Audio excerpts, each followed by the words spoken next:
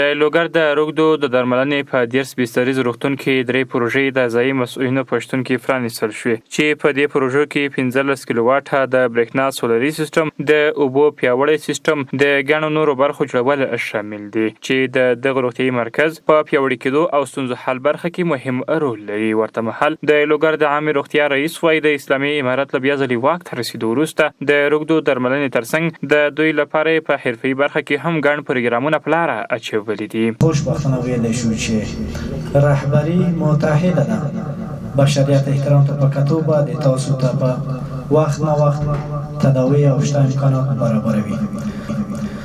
مننه کوم له هر هغه فرد د بنیاد د ویجاد نه چې معتاد ورور ته د برق اوبو ترمیم خدمات آماده کړي دي.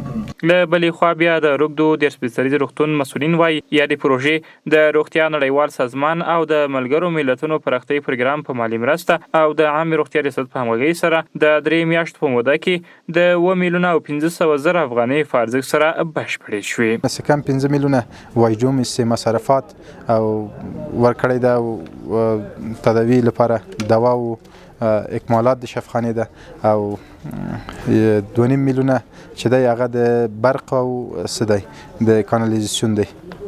د لوګر ولایتي مسؤلین وایي د اسلامي امارت له بیا ځلې واک ته رسیدو وروسته د روږدو درملنې په 10 بستریز روغتون کې 2000 په نشې توکو مبتلا درملنه کړې ده.